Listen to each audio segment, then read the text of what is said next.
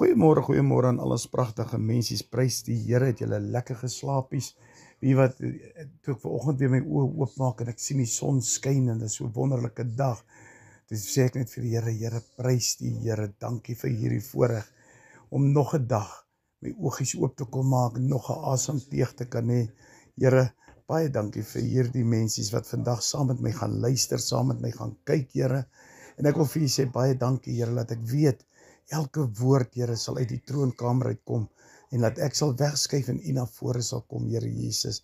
Daarom loof ek U, daarom prys ek U en ek eer U, Here. Wie mensies, vandag wil ek julle gou iets vra. Ek sit vanoggend toe ek nou kerk toe ry en ek sit toe en dink, jare terug, het jy nie gesien dat enige winkelsentrum so besig is soos wat vandag sinne is nie. Jy het geweet, die mensies het almal opgetrek na die huis van die Here toe. Elkeen het sy bepaalde sitplek gehad en ons kinders moes saam mamma en pappa kerk toe gegaan het. Vandag wonder ek, waar is al ons kindertjies? En ek lees hier so in Efesiërs 5 vers 1 en 2, hy sê, wees dan navolgers van God, soos geliefde kinders. Vers 2, en wandel in liefde soos Christus ons ook lief gehad het en hom vir ons oorgegee het as 'n gawe en 'n offer aan God tot 'n lieflike geur. Nou, wanneer die Here vir my en jou sê, wees navolgers van God.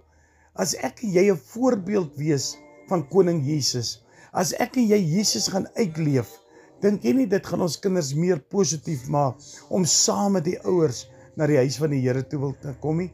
Kyk, vandag se dae is ons mense so baie fyngevoelig. Ons raak kwaad vir die geringste ou dingetjie. En as jy klaar kwaad geraak, dan kom jy agter, maar weet jy wat? Alles bly nog steeds dieselfde. Dis ek wat die verandering moet maak. En weet, dit kom by ons kinders dieselfde.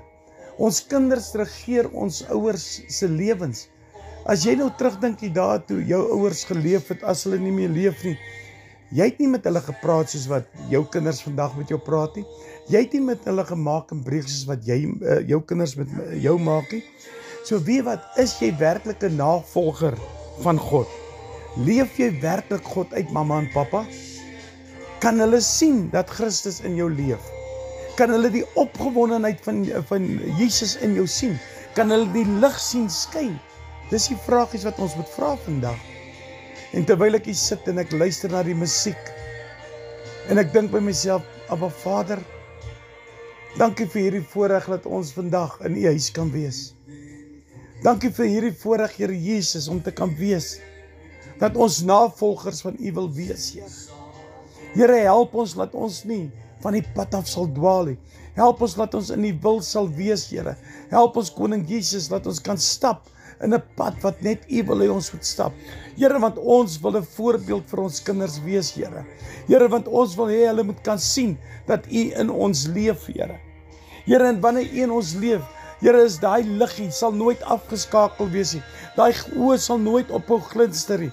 Daar sal altyd 'n glimlag wees. Maak nie saak wat jou omstandighede is, Here. Daarom vra ek, Here, help ons om daardie voorbeeld, daai navolger van God te kan wees, Here. En Here, help ons om te wandel in U liefde, soos wat U ons lief gehad het, Here. Ons is so bevoorreg, koning Jesus. Here, seën ons verder deur hierdie dag. Dankie vir hierdie wonderbaarlike dag wat U vir ons bygevoeg het. En help ons, Here, om getrou aan U te kan bly. Vader, ek maak 'n stoel onder U bloed. Ek seël ons af met 'n kringvuur van die Heilige Gees, Here. Want ons liefde kom van U af. En daai liefde, Here, is unconditional, onvoorwaardelik. Dankie daarvoor. Ek bid dit in die almagtige naam van koning Jesus.